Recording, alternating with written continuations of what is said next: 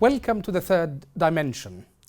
After two extensions, United Nations-led negotiations over an expanded truce collapsed in early October due to the Houthis' maximalist demands. The Houthis have launched what they call warning shots and gas infrastructure, leading to a halt in oil exports. In retaliation, the government sought to halt fuel imports into the Houthi-controlled Red Sea port of Hodeidah, but Riyadh stopped it. Talks continue, but mostly now through bilateral Saudi-Houthi channels. But such an arrangement, by ignoring the interests of many anti-Houthi factions that already angered at being left out of bilateral talks, would likely plunge the country into a new phase of war. To discuss this topic, join me from Istanbul, Fina Ali Khan. Fina is a Yemen-focused researcher with the International Crisis Group. Welcome to the third dimension, Fina.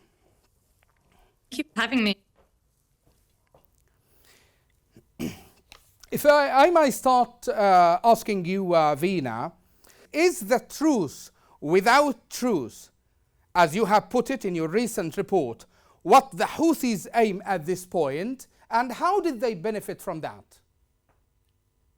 Yeah, as you clearly clarified, although the ground conflict has not significantly escalated, a parallel economic conflict has. And we see the Houthis have been launching drone and missile attacks on oil facilities in Yemen's south. And, you know, they have really achieved what they sought to achieve, and that is cutting a vital source of government revenue. And I think, you know, during the truce period, I think it was clear that by the Houthis signing the initial agreement, it means that they're not ready for war. But although they don't want war, they know that the Saudis don't want conflict more than them. And that is, you know, by and large, their winning card.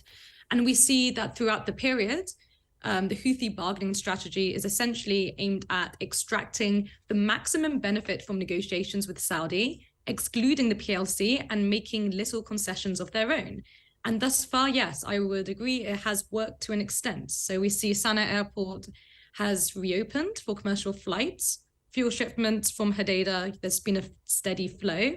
But if they keep on getting what they want, it really isn't clear what would be their gain from participating in national level talks. And I think the Houthis, they're open to a kind of the UN-sponsored talks with the PLC, but only after they have agreed to a settlement with Riyadh. And this is quite dangerous because already the rebels, they see they have won the war. They think the Saudis want out, while the main rivals in the PLC are only growing weaker. And according to their calculus, it's only a matter of time before their conditions are met. And, you know, they didn't take Ma'rib easily before the truce agreement, as easily as they anticipated. And because of that, they would now rather achieve their aims through negotiations than on the battlefield. And it's unclear the exact status of where these talks are at the moment. But, you know, today we saw the Houthis announce that an Omani delegation arrived in Sana'a, which would shortly be followed by a Saudi delegation. So there are unsubstantiated claims that there is progress, but we are yet to see what exactly this progress is. Okay. So now the talk is about this bilateral direct talks between Houthis and Saudis. And the fact is that this kind of talks is not new, Fina, isn't it? They held intensive negotiations in 2019, and you may remember that. And that talks collapsed. And it ended up with the Houthis mobilizing to Ma'rib, if you still remember, you see, in 2020. So what makes it so different now, and how would it make a breakthrough? So I think what is very different now to what happened in 2019, and I said this before, is that I think it's clearer that both parties are less willing to go into conflict. I think economically, going into conflict for the Houthis would be very expensive, and they actually see they can secure what they want via the negotiation tracks. And although it has happened before, right now we can see that it has become the main conduit for negotiations. And whether or not it could lead to a breakthrough, I would say that's very difficult to make these kind of claims at the moment, especially as, you know, there's no details with the progress by and large, and the UN and the PLC have been largely excluded from it. But I can imagine one of three scenarios. So firstly, perhaps there's a poorly conceived deal, which is probably unimplementable on the ground, and that could lead to an emboldenment of the Houthis and also lead them to avoid negotiations with the PLC altogether because they already got what they want. Secondly, maybe the Houthis and the Saudis will reach an accord, and temporarily this could keep a lid on fighting and possibly create space for UN-led negotiations. Or, like in 2019, no deal, which could raise the risk of military confrontations. And I think, in a way, the talks at the moment are more existential. We see the Houthis are pushing for a detailed written agreement that fulfills their demands. And their demands have heightened since 2019, to end restrictions on Sana'a Airport and Hodeidah Seaport, payment of state salaries, including military and security services, in exchange for an extended truce, and Saudis to withdraw from the war, cease supporting the PLC, and pay for the Houthis' reconstructions. Meanwhile, the Saudis want to end the war, but hesitate to commit anything in writing. So each presume that the other will make concessions sooner or later. And I think the Houthis do envision dialogue with the PLC, perhaps, but only after the Saudis have withdrawn military and financial support for their forces, which of course makes their rivals more vulnerable to military advancements. So we see how right now the Houthis are very much using the negotiations to push forward their vision of peace, not a multi-party kind of UN brokered talk, which could lead to a genuine settlement. But instead, they're very much pushing for a deal which could exclude the Yemeni factions. And at the same time, we see both parties sticking to what I call like the red line. So it's difficult to see where the compromises will be. Okay, so the debate continues about these bilateral talks, Fina. It will be interesting to bring in what Fernando Carvajal has said yesterday during this conference in Washington that was hosted by Georgetown University. Let's now listen to what he said, and then I will just ask you how to react to this, okay? Has been adamantly opposed to direct talks between the Houthis and Saudi Arabia. Why? Because any talks in public between the Houthis and Saudi Arabia, which the Houthis are demanding as step number one for a peace process, it means that the Saudis or the international, the Arab, the GCC community will legitimize the Houthis as an authority, as a power in Sana'a. So how do you react to this? So the point is being that if the UN enforces any agreement from the Saudi Houthis, they would legitimize the Houthis. Exactly. This kind of direct talks gives the Houthis a kind of legitimacy in Sana'a. I think we should address the reality of the situation, that the Saudi and Houthi talks, as you've rightly said, they're nothing new and they will happen. And, even past Houthi and Saudi talks, the UN has picked up from that. And I think a lot of the international community and Western diplomats, they see great progress that these talks are taking place. So I think we can admit the progress that these talks are taking place, but at the same time have a realization that this is not enough.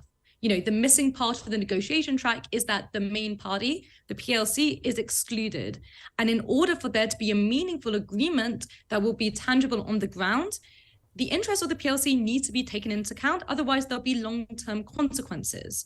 So I think the UN peace process can go hand in hand with the back channel talks that are taking place. As long as the UN makes sure that the Houthi-Saudi talks go ahead, but at the same time, they have to make obvious that the Houthis, they cannot avoid dialogue with their rivals, which is the legitimate government, right? So the way forward should be kind of a series of compromises from both parties via a UN multi-party talk that acknowledges these really complex realities on the ground. So, of course, the PLC is weak and divided, but it still contains key political and military segments, and ignoring them would be a mistake.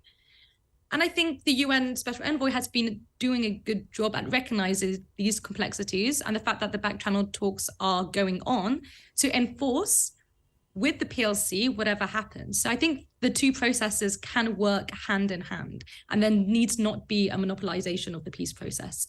Okay, but in the end of the day, any compromise, Fina, will have to have all the parties to sit on the table. Yeah. Yeah, and you have raised it now that the PLC, and not only the PLC does not represent the wider Yemeni political landscape. We have got other parties, and they are very effective, and they had experience in state institutions and building state institutions, like the GBC, for instance, okay? So in this case, you said, yeah, they are undermining the PLC, and not only the PLC, but even other factions, political factions. Yeah, we argued continuously in the briefing that the missing part of the negotiation track is the PLC, right? And for there to be a sustainable political settlement, the PLC interests and wider Yemeni groups should be included. And to avoid such occasion, the UN should start multi-party talks, as it had done before, with the anti-Yemeni factions. Okay. Now, within your organization, Fina, the International Crisis Group, I understand you've called for a contact group on Yemen to support the United Nations efforts. Would you elaborate on this? Of course. So in ICG, we have long advocated for an international working group, and as you said, or contact group on Yemen to support the UN peace process. And I think this would very much streamline the different mediation efforts going on and actually value the different relationships that different regional countries have with the conflict parties in an effective manner. So the UN would essentially chair the group, so there wouldn't be no undermining of the UN peace process, and it should include the UN Security 5 permanent members and also representatives from the 6 GCC states. So the Council's main objective would be to kind of coordinate the different mediation tracks, and the tasks would be divided between the members to support a peace process. And I think all these efforts would be done in a wider effort to maximize the chances of success of the UN-led peace process. And with that in mind, hopefully the peace process would be more transparent as well, which I think Yemeni factions would very much value from as well. Okay. Did you make that proposal officially to the United Nations? We have it in our briefing, and we've long advocated this. So official in terms of it's been in our briefings, yes. How did they react to this? Pardon? How did they react to it? We're yet to see if that will happen or not, but it has been a recommendation of ICG before. Okay. Now, if we move to the scenarios, because your organization also studies the nature of conflicts, okay, and perhaps gives what we call kind of precautions to the countries, give kind of expertise and advice how to protect, how to stop such conflicts. In this context, what scenarios are we to witness in the new year, Fina? Are we going to witness a window of opportunity for a political process or another year of bloodshed? I think, and sadly so, a lot of what will unfold the next year really depends on what will happen with these back channel talks.